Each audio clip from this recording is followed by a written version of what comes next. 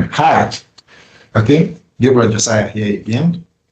All right. Right now we're looking at one of the liquidity ratios. In our last class, we introduced liquidity ratios, what it's all about, and this will be a build-up on that little introduction and foundation on the many types of liquidity ratios. We'll be calculating them graphically with a practical example, so we could demonstrate how to calculate it and what components of the financial statement should be used to calculate the current ratio. Okay, without further ado, let me share my screen and let's delve into the liquidity ratios. And we're looking at cash or current ratio first. So one of the main liquidity ratios is current ratio. This ratio establishes the relationship between the entity's current assets, its assets, and its current liabilities. So the purpose is to measure the entity's ability to meet its short-term financial obligation out of its current assets. So it's simply calculated by your current assets divided by your current liabilities. So except with the example, you may not know what the current assets entail and what are the current liabilities. So current assets include your inventory, your receivables, and your cash and cash equivalents. In other cases, we have liquid assets like marketable securities, treasury bills, and other absolute liquid assets, which we'll be looking at in the course of this teaching. Now, the current liabilities include short-term obligations like your trade payables, your accruals, and other short-term payments that you need to offset in the short run. This is very important. So once you have your current assets as your numerator and your current liabilities as the denominator, that is your current ratio. So let's look graphically with an example to buttress this practically. Okay, so Sharubutu Nigeria Limited is the company we've been looking at, and for the first year, 31st December 2020, let's calculate the current ratio and see practically how to look at it. So our statement of financial position is where the items, the assets we use to calculate the current ratio are domiciled.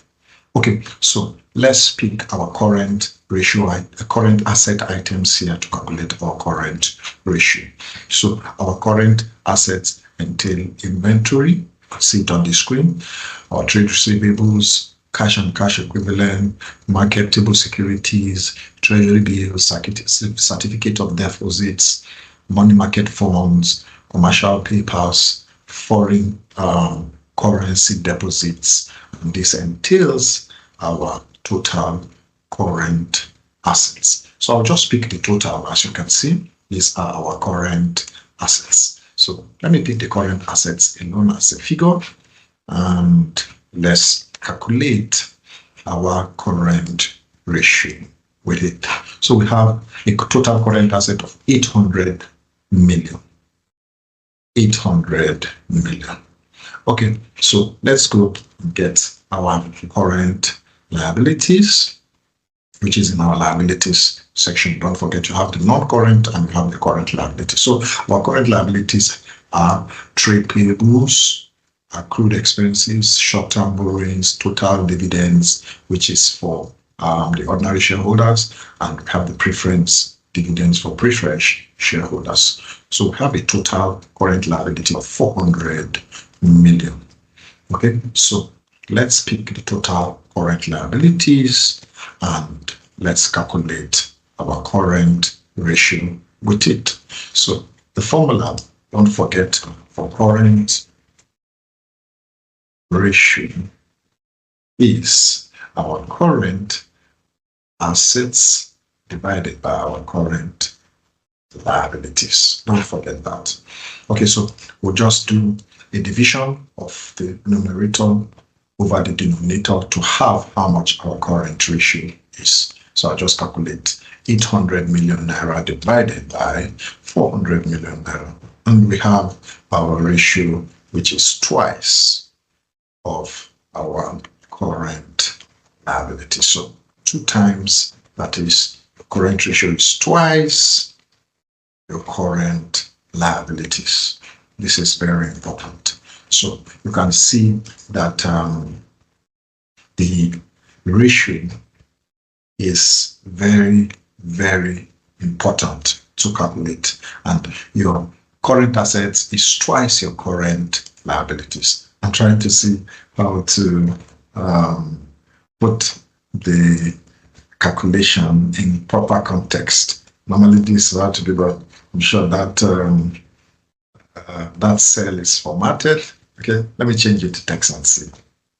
Your current assets is 2 times your current liabilities. I'm still not working, but I believe you understand what that means. So your current asset is twice and your current liabilities is 1. So 2:1 is what the current asset and current liability of Sharibu 2 Nigerian PLC shows for 31st December 2020. So let's look at what this means. What does this mean?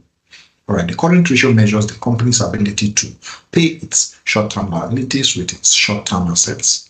It is calculated by dividing our current assets by our liabilities. So that's what it means. It means the company's ability to pay short-term obligations with our short-term assets. In very, very simple terms. So the higher ratio, or a higher ratio, means that means better liquidity for the company. Company is more capable of covering short-term expenses or debts. This is important. And the implication is that a higher current ratio implies the company has more than enough assets to cover its short-term liabilities. This reflects strong liquidity. So in the case of Sharibu 2, you could see the current asset is 2 times the current liabilities. And this is good. This is good.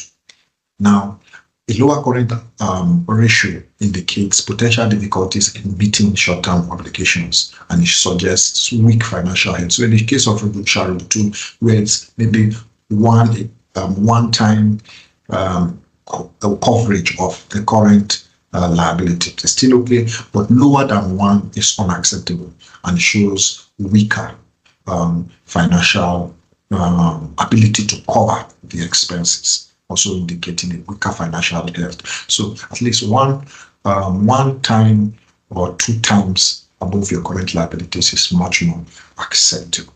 What are the causes of a high or low current ratio? Let's look at that. The cause and effect, it's very, very important. Now, what is the cause of a high current ratio? A high current ratio shows excessive inventory or excessive receivables. That means you give a lot of credit out and you're tying inventory down. The company may hold too much inventory or have a high amount of receivables that have not been turned into cash. So conservative financial management is also a cause of high liquidity ratio. The company may maintain a large cash reserve to ensure liquidity. Also, when you have low debt level, few liabilities compared to assets is the cause of a high liquidity ratio. And what causes a low liquidity ratio? Insufficient cash flow. The company may struggle with cash flow, limiting its ability to meet obligation. Those are the causes of low current ratios. Also, high short-term liabilities. That is, the company might have too many short-term debts higher than its current assets to meet them. Operational issues also could cause low liquidity ratios, inefficient management of working capital, which is your current asset minus your current liabilities, and also delays in collecting your receivables, excessive inventory.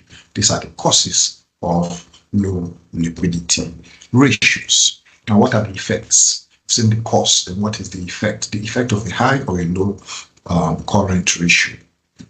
The high current ratio, we're talking about the positive aspect, is that strong liquidity position is the effect of the high current ratio and the ability to easily meet obligations seamlessly and easily. So positively, a high current ratio covers your current liabilities very, very seamlessly. While negatively, it could indicate inefficient use of resources. That means you have too much inventory tied down, high receivables outside, maybe too much cash, which could be invested in other liquid or marketable securities. So that could be the negative effect of having a high liquidity ratio. It could also show that you are not generating quick profits or effective management of your current assets in the short run, and that's the negative effect of a high liquidity ratio. Now, a low liquidity ratio may indicate positively that you are efficiently using your working capital, or the company is meeting obligations without holding excess assets in form of inventory, receivables, cash, and marketable securities, or other absolute liquid assets. Now, negatively, you may risk liquidity problems where you have financial distress. Maybe they are impromptu or urgent short-term obligations to meet. You may not be able to meet them when you have a low current asset or liquidity to pay those short-term debts. So that's the negative effect of having low liquidity, low current asset or liquidity to run the company.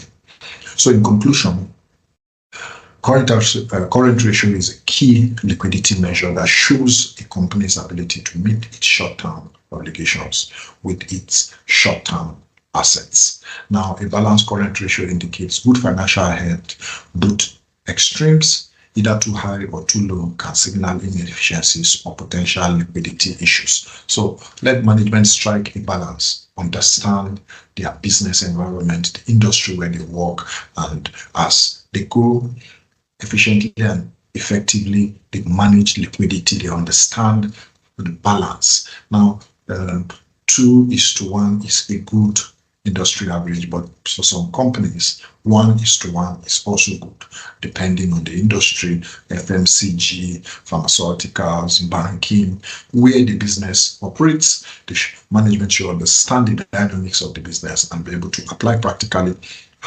this liquidity ratio to help navigate the business where the company is domiciled. This is very important. So a balanced approach is necessary to be able to handle liquidity issues and have a robust current ratio that meets your business needs. Okay, it's essential for assessing a company's day-to-day financial stability. So it's essential, very, very essential, because to predict the future, you should be able to handle now. So the now is what liquidity ratios speak to. Okay, so that will be the end of our demonstration. I believe you understand how to calculate the current ratio right now with the practical demonstration of Charlotte Nigeria Limited. We see that the current ratio is 2 times the current liability. It shows the comfortable position and ability to run the company seamlessly with such figure. All right, let me know what you think about current ratio in the comment section. Don't forget to like, share, and subscribe. So we'll look at the next liquidity ratio in the next class, and don't forget to click the notification button so that you'll be notified when the next class or ratio is posted for your studies and understanding. Thank you very much. Until then, bye for now.